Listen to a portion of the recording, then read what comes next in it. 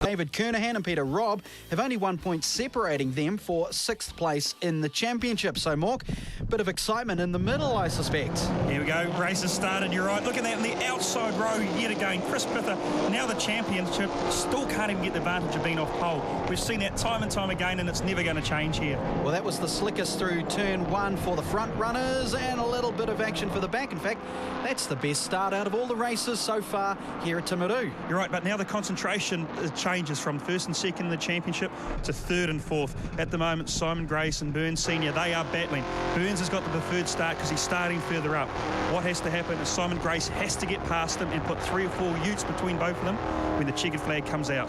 Well, I suspect also that Chris Pither, who we can see looking back from Kane Lobb's ute, won't care anymore, and he's sucking down the inside. He's got the championship. He's already got his name on the trophy. Now he can go for the big glory. He can go and show off. He can show everybody, look, guys, I'm the championship. It's over for me. I don't care. We've got 3 or 4 months to get this thing repeated if we have a bit of rubbing going through. He's going to show everybody what he's made of. We'll have another look. Earlier, we just saw the middle runnings as Simon Grace tries to make his way up. He needs to get where Chris Pither is now. He needs to finish 2nd, and he needs Senior Byrne to be about 2 or 3 behind him to gain his place back on the podium. But he's got a big battle because these two are having a huge time. There you go. Look, he set that up 3 or 4 corners back. He got a run on him, and then he crowded Kane Lobb into the thing. Kane had nowhere to go, took the speed out. That's how you pass cars. This is the ultimate game of chess right here. You're thinking 3 or 4 corners in front of you. That's what happened. Well, Kane, is he going to give up? No, and good on him too. We'll have a look, see if he sticks behind him. No, but keep in mind, Chris Pither's got so much ute speed that his chances of staying there are running out in every corner they go through. Okay, watching them, nice and clean, simple, straight lines. And there is Mike Lightfoot, who has had a wonderful season, being what I call the novice. You said he's allowed to be called a rookie. Yeah, look, that's exactly right. But here we go. Sorry, is that? There we go. There's Senior, yes. And there is Simon Grace, and that is a 5-point battle for 3rd in the championship. The problem for Simon Grace is he's comfortable with Senior behind him, but he's not far enough up the field. No, but if we can go back behind Senior Burns, I'm pretty certain that's his son behind him, so he'll be paying the guard, so to speak. But here he's got... There's Simon. Rips in front. Inside. Look, a little bit of tap on the way through, nothing in that. Now, we spoke there has to be 2 or 3 car utes. Of course, at this part of the race, because they're right in the middle of the field, they have to actually get more car utes because of the point difference. The son having a look on the inside of the father. I think he's just protecting them more than trying to pass him. Well, there is a big problem because Senior still holds 3rd position. Now, Simon Grace, and we can see him up there, has to really battle his way through. Will he get 2nd in front of Kane Lobb and Chris Pither? I can't see it happening with the way those two have run off. No, I can't. And the other thing to keep in mind is that, yes, we're correct. There was a power steering failure in Simon Grace's car, and he would have had a little bit of time to recover, but his arms will be so sore. And if you ever want to know what it's like to drive a car without power steering, jump in any car, turn the key on, but don't start the engine up and move the steering wheel. Now imagine trying to do that at 180 kilometres an hour. On a racetrack. Well, Senior's not giving up either. He's trying to get past the looks like it is Jeff Spencer. Yes, it is. Well, he's holding up at the moment, and Senior's son, Simon, is just sitting in behind, and he'll be happy to clock in some points. He had problems in the earlier race as well. But at the moment, we're into lap 3 of race 4. The championship has already been sewn up by Chris Pither, who had a wild ride with Kane Lobb earlier on.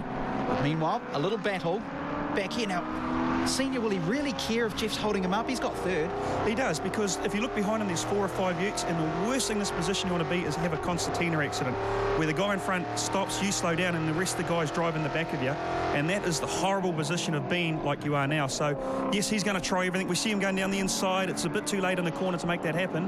But has he got to run down going into turn 4? Setting him up, so you say? No, a bit too far back to make that happen. But as I say, as this race goes on, this is the last race. The tyres are used, and we see that the brakes are spent. So you don't want to be in this position with other cars around you, because the chances of other people having an accident with you get greater as the race goes on. Well, I'm watching Simon in McDonald's ute behind the John Jones Steel Falcon, and it looks like he's a blocker. He's not trying to pass his father.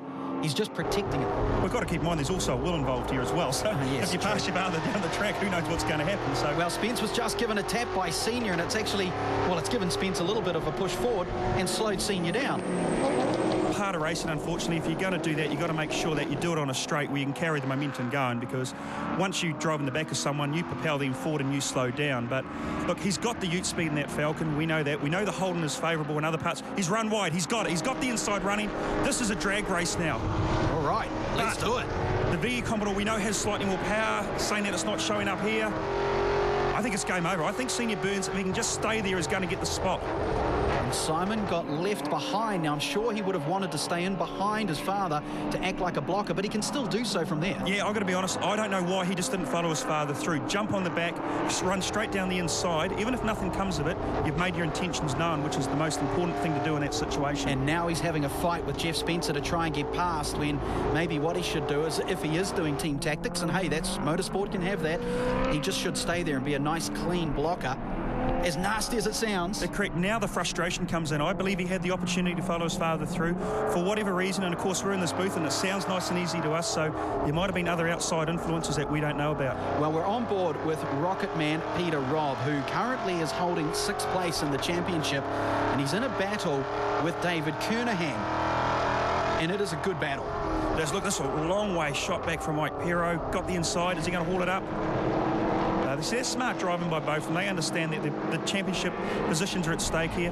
But Mike's had a bit of a problem with that gearbox, we know, so there could be gremlins coming through, but that's just smart, mature racing. Well, we look back, and he seems to be very slow, doesn't he? He's just not getting a pull out of the corner.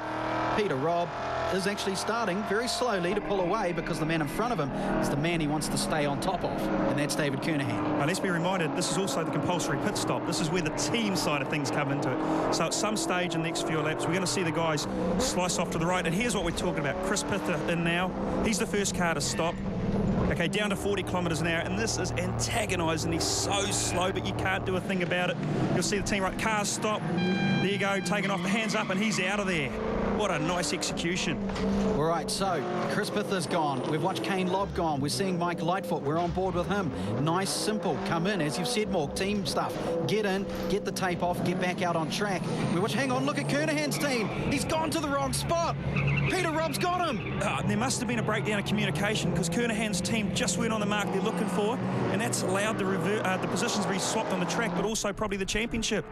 And that is a real shame that it's happened that way. Peter Robb, David Kernahan. It was a good battle for 6th. There is our current leader of the race. It's Simon Byrne. We'll see how he goes when we come back.